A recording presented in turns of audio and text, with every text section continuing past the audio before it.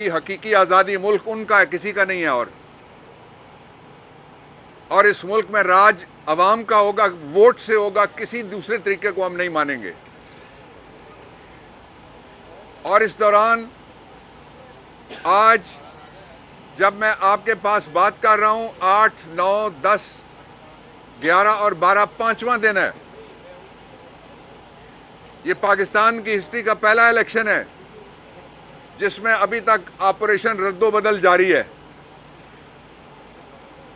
लेकिन वोट इतने ज्यादा पड़ गए हैं कि कोई तरीका ही उनके पास नहीं बचा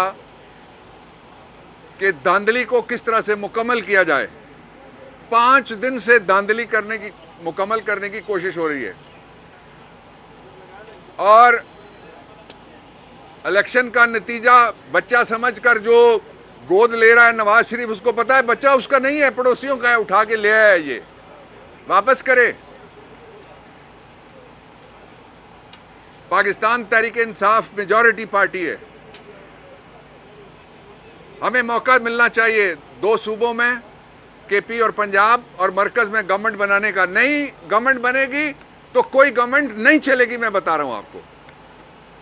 इसलिए कि 14.25 करोड़ के करीब वोटर्स जो हैं, उनमें 70 से 75% जवान और 51% खवातीन हैं। वो किसी मसलियत का शिकार नहीं हुए वोट डालते हुए, वोट का तहव्वुज़ करते हुए भी वो किसी मसलियत का शिकार नहीं है। अभी मैं 2 मुकदमात में पेश होके आया हूं। एक टोबा टेक सिंह NA 106 है, उसमें 3 फॉर्म 47 जारी हो चुके हैं। तीनों में गलतियां हैं। मैंने आपके जो लड़के थे अंदर या खवातीन थी, उन्होंने देखा, मैंने बताया, गिन के बताया, वो गिनती नहीं उनसे पूरी हो रही। और इलेक्शन कमीशन को मैंने कहा है कि ये जुल्म आप रोकें। डस्का के वक्त तो आपने RO अंदर किया, आपने DPO अंदर किया, आपने DCO अंदर किया। मैंने इलेक्शन कमीशन से कहा है ये एग्जाम्पल है एक, जिनने धांधली की है डस्का का आप रीप्ले करें। इसलिए कि मजाक नहीं है, कौम का वोट चोरी करते हैं डालने वाले करोड़ों लोगों को, और चंद लोग दर्जन 2 दर्जन जाके एक पूरा हल्का उसका रिजल्ट तब्दील कर दें। ऐसा नहीं चलेगा, कभी भी नहीं चलेगा।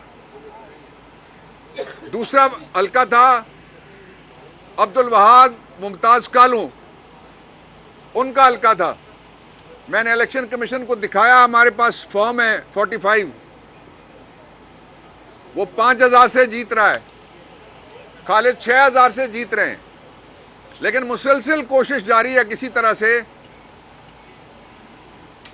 बुलेट के जोर पे जो बैलेट के जोर से जीते हैं उनको ताराज किया जाए। लेकिन नवाज शरीफ, वोट की बेइज्जती करके आपको टके की इज्जत नहीं मिलनी। मैं आपको बताना चाहता हूं, मैंने कल कुछ मुल्क गिने थे, दुनिया का कोई ऐसा इदारा जो वॉच डॉग है इलेक्टरल डेमोक्रेसी का, वो ऐसा नहीं है जो ये नतीजा कबूल करेगा, या सबने मुस्तरद कर दिया इसको। इसलिए ये पानामा 2 है नवाज शरीफ के लिए। दुनिया में किसी मुल्क में नहीं जा सकोगे, किसी जगह पब्लिक में नहीं जा सकोगे, इलेक्शन में भी नहीं जा सके। अब भी तुम्हारे पास वक्त है कि कौम के साथ टक्कर मत लगाओ, दस्तूर के साथ टक्कर मत लगाओ, कौम का राइट ऑफ वोट मत छीनो।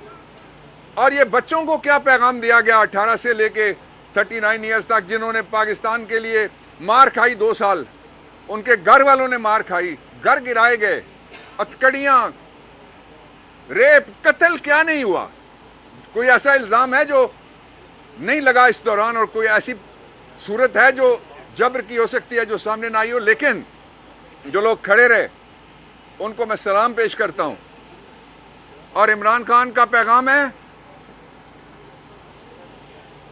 कि 2 दिन लगे, 2 हफ्ते लगे, या जितना अरसा लगे, we will not surrender our right.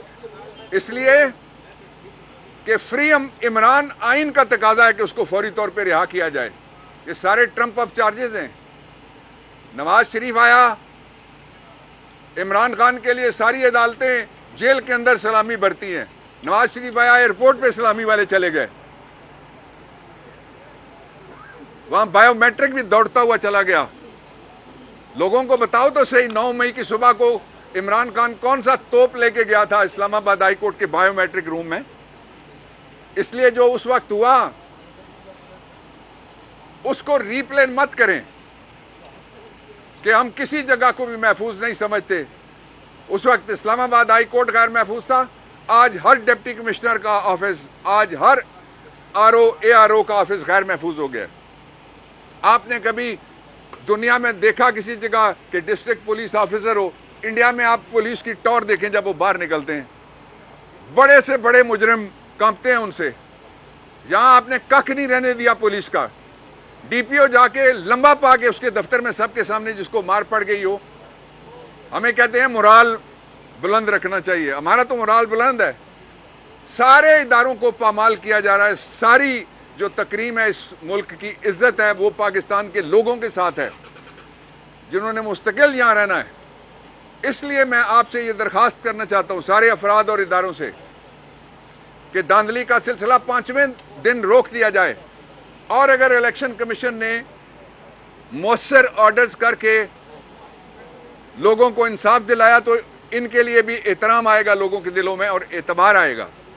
2 बातें मैं खास तौर पे कहना चाहता हूं कि इस वक्त पाकिस्तान में जरूरत इस बात की थी कि कौम को किसी बात पे इकट्ठा। आप कहते हैं एक ठग के पीछे पूरी कौम, वो कहता है मेरे साथ था जो मुझे मेजॉरिटी मिल गई है, पड़ोसियों को बच्चा उठा के ले गया और उसका हकीका करने जा रहा है।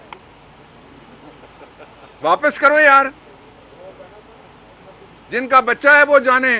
ये वोट कौम का है, कौम के बच्चों का वोट है। ये अगवाकारी मत करो वोटों की।